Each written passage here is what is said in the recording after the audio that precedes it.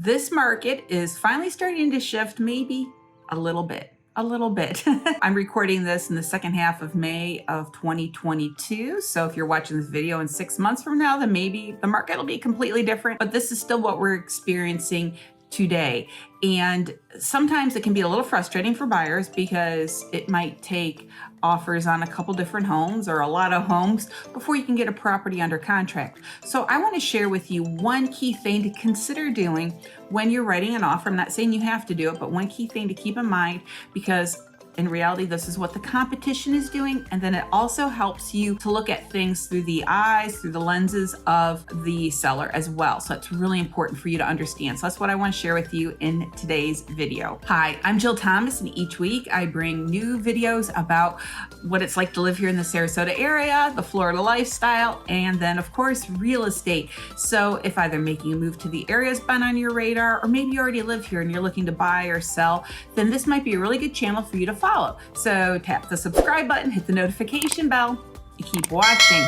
And then when you do have questions, even if you're not 100% sure what you want to do, don't be shy. Give me a call, text, or email me. I'm here to help.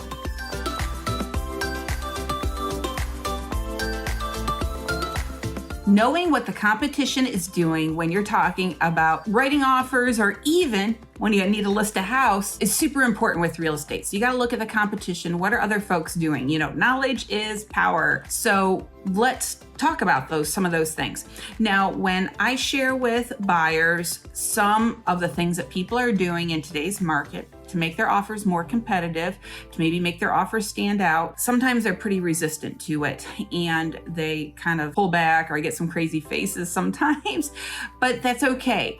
I see my job as an educator, a counselor. I share with you, here are things that you can consider doing, and then you decide how you would like to move forward. You're definitely, as a buyer, in the driver's seat. No pressure from me, but like I said, I, at a minimum, as a professional, need to make you aware of what is going on. Now, sometimes buyers are super quick to go, yeah, let me think about that a little bit more. Let's talk about that more. Let's consider that. Some buyers are super resistant to the end, and then other buyers, sometimes after they realize how difficult it can be sometimes to get a property under contract, then they'll say, okay, let's talk about that again, Jill. What did you say about that? And so it's just really important to know. And then you, like I said, you make the best decision for yourself. So here's probably the number one thing that helps make a buyer's offer more competitive, and that is waiving the appraisal contingency. So I want to share with you some pros and cons of that, what that really means. Let's talk about appraisals, and then let's talk about our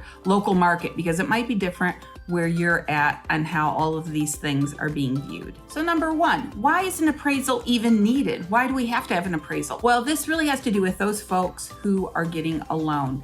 The lender requires an appraisal to be done on a property that's being purchased if you're getting a loan. And then that appraisal needs to be at the purchase price or higher. It's okay if it's higher, but the lender doesn't want it to be lower than that purchase price, if they're going to give you money to buy the house. Then in addition, our contract here in the state of Florida contains language that if we check the box saying that you're getting financing, there's language in there that protects you, that also says that if the house doesn't appraise, if it isn't at the purchase price or higher, that you can be released from the contract and get your deposit money back. So that really does protect you, that appraisal contingency in the contract.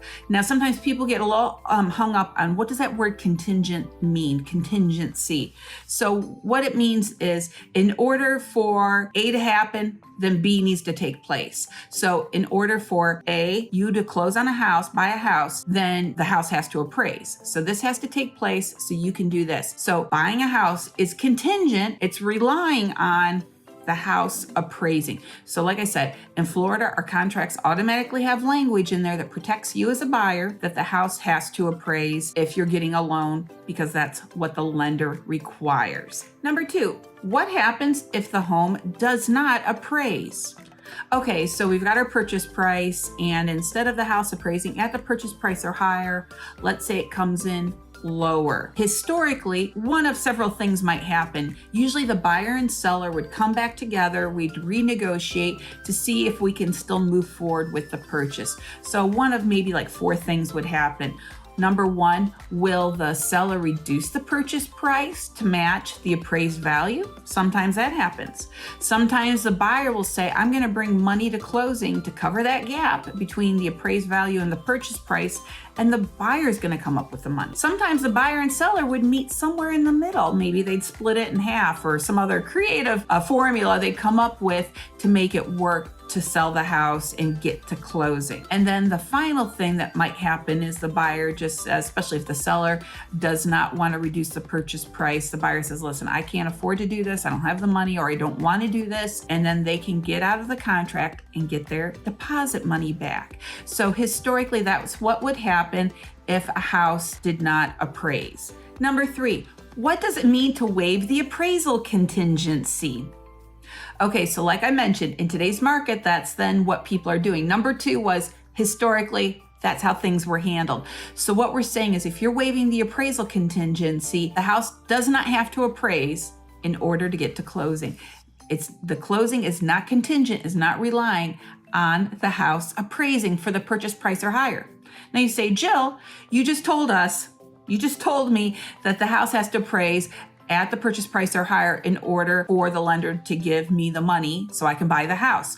That's true. But the lender says, hey, you know, it is okay. If you have the extra money, you can bring that extra money, make up the difference, make up the gap. We'll still give you the loan if the house doesn't appraise. Also, sometimes, depending on the lender, depending on the buyer, maybe things can be restructured or tweaked just a smidge that will help with that. So maybe the buyer doesn't have to bring as much money to closing, but these are definitely solid conversations you need to have with your lender and ask them what your options are. That's super important. Now let's do a for instance. Let's say the purchase price for the house is $500,000, but it appraises for $490,000.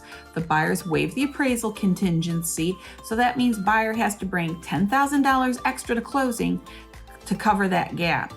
Okay, so you're gonna have to be prepared to bring some serious cash to closing to make it all work. But that is how buyers are being a little bit more competitive in this market. Number 4, how does waiving the appraisal contingency make my offer more competitive?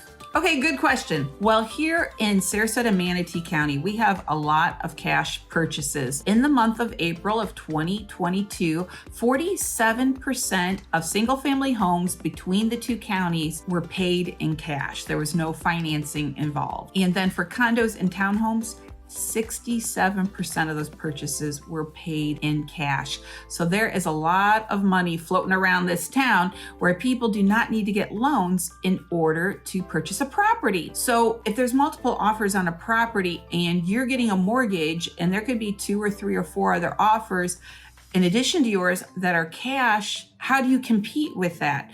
Because a lot of times a seller will favor a cash offer over a financed offer. Well, in order to make that happen, that's why you have to waive the appraisal contingency to make your offer competitive. Because if somebody's paying cash, usually it's not contingent on them having an appraisal done. Now, historically in the market in the past, sometimes a buyer could write that in if they were paying cash and they'd still want an appraisal done. But right now those buyers are not doing that. People who are paying cash just says it doesn't matter what the value is, I'm gonna pay this, boom, we're done. The other thing too is it's not uncommon for a seller to accept an offer. Let's say they have 2 offers, one's cash, one's financing. The cash one's a little bit less or a lot less than the financed offer.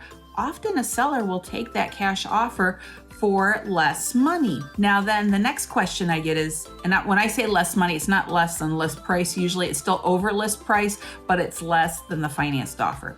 So then the next question I get from buyers is, well, what does the seller care?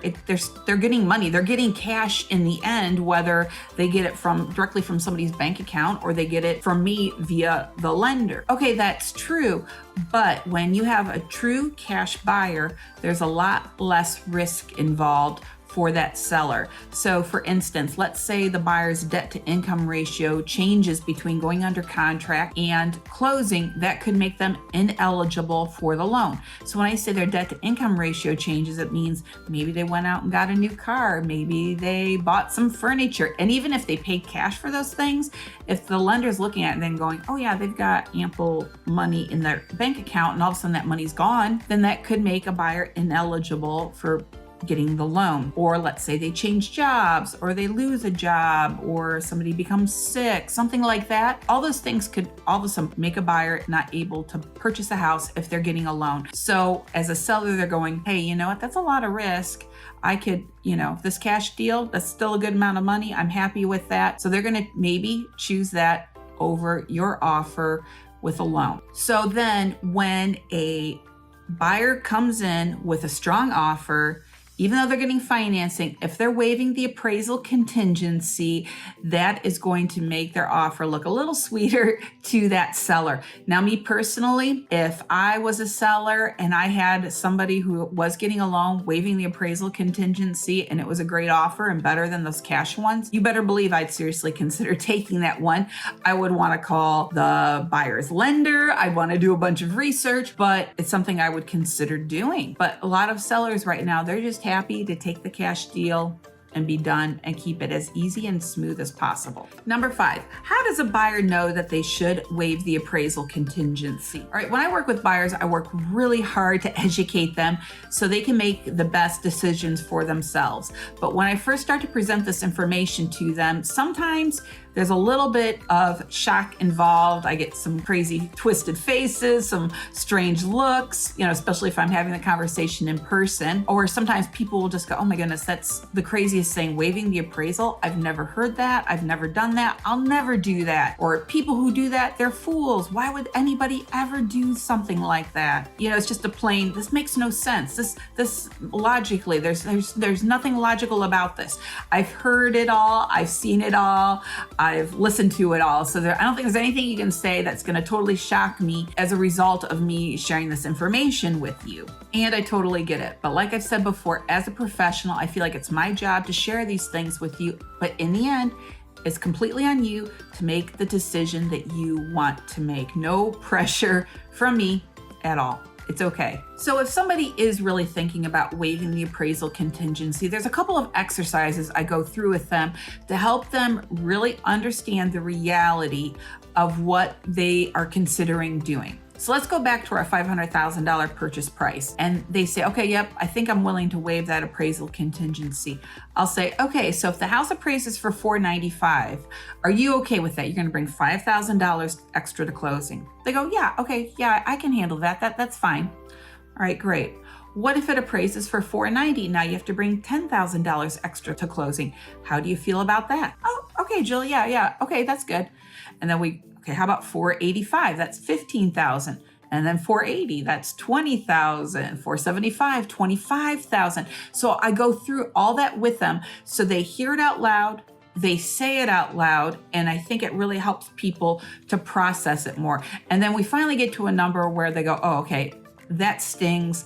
That, it helps them to realize where their limits are in this process of where they go, okay, I'm not willing to do that. Like, I'm okay with like $495,000, $490,000, $480,000, but I'm not good with $450,000. All right, because that's $50,000 that they have to bring to closing. Now, please know this is not an all or nothing type of thing. It's not like you just say, okay, there's this blanket statement of, okay, I'm waiving the appraisal contingency altogether, which a lot of people do that, but you can't put a cap on it. So once we get to that number where you go, okay, that stings a bit, we put a cap on it. So let's say you go, okay, I'm willing to waive the appraisal contingency up to $10,000. Then that's how we write that in the contract. Or I'm willing to waive it up to $20,000, then that's what we're going to put in the contract. Now, sometimes buyers will say, well, Jill, what do you think the house is going to appraise for? What do you think the value is? Well, we talked that through, but I really don't want to give like a solid number because honestly, it really depends on the appraiser. And there have been times where I lose sleep at night over whether or not a house is going to appraise, and then it appraises just fine. Other times I think, oh my goodness, this is locked in. Like, we are good to go. and then the house doesn't appraise. So I've been surprised a lot because even with appraisals, they're both subjective and objective. So there's a lot that goes into those. So we want to be careful with that. So we can't put a cap on how much you're willing to waive. So like I said, it's not an all or nothing thing either. At least then in the end, okay, the worst case scenario is I'm bringing $15,000 extra to closing. Here's something else that's really important though that we do if we determine if waiving the appraisal contingency is a good fit for you. I am going to have a conversation with your lender to make sure that honestly you're good for it, because even though we talk about a lot of these things in theory, there's some other things that happen on the back end. And I don't know your financial background. I don't see all that. I don't see the numbers. Honestly, I don't want to see the numbers. I don't know what they are. So I want to have that conversation with your lender and go, okay, listen, they're talking about waiving that appraisal contingency. What does that look like to you? Is there something that could happen where it's going to just throw them out of whack if they do that? And then the other thing is, if the listing agent's worth their salt, they're going to call your lender as well and make sure that you're good for it. So we're going to do a little bit of homework as well. I want you to really understand what you're doing, what you're stepping into, and you have to feel okay with taking on that risk of waiving all or part of that appraisal contingency. Okay, so in conclusion, I want to share with you what I've experienced with the buyers I've worked with maybe over the last 12 months. In the end, I want to say all those who got financing that were doing resale, not new construction, because that's a different animal altogether. I think in the end, all of them did waive all or part of the appraisal contingency. Of those, 2, maybe 3 did not appraise. 1 was a big ouch, and the other 2 were minimal, like they dealt with it just fine with the lender and stuff. So they worked through it. And so it wasn't a big headache or anything like that. So that's what I have seen personally. And then a lot of them, they've appraised quite nicely, actually, even though the offers were pretty strong. And so it just really depends on that appraiser, on how they move forward with that. And like I've already said a couple times, this is a risk that I'm suggesting that buyers take on. In the end, it's up to you on whether or not you want to take that risk and what your comfort level is. And again, as the educator, that's just my job, give you some options, and then you decide what you want to do. Truly, in the end, a lot of the people that I work with, when I first suggest these things or give them different ideas to make their offers competitive, because they get frustrated really fast, super hesitant at first, and then in time they'll come back to me and go, okay, now Jill, what did you say about that? Let's talk about that again. And then it's funny because we'll get to the closing table and they'll go, okay, Jill, we thought you were absolutely bonkers for suggesting these things. It was totally outside of our comfort zone at first, but now we understand. And they were really quite appreciative of the direction and the education I gave them. And like I said, though, in the end, most people were pretty happy with the outcome. Like I said, there was one that was a big ouch, but everybody else was in really good shape with that. And so I just honestly, I can't wait for this to adjust, for this to change a bit or a lot. And as soon as it does start to change, I will certainly let the folks that I'm working with know that, listen, we can step back a little bit from these riskier things that we're putting in the offer, and we can sort of look at it with a little bit more normal perspective that we're all used to. So I can't wait for that to happen. I don't think it'll totally shut off. I think it's going to phase out, and just hope it happens sooner than later. So I won't continue to suggest things to folks if we don't have to. I want to look out for your best interest. And like I said, give you different options, and in the end, you decide. So I'm here to help you guys. So if you have any questions in regards to this or other things you can do to make your offer more competitive, then please give me a call. I'm here to help. Thanks so much for watching, guys. Have a great day.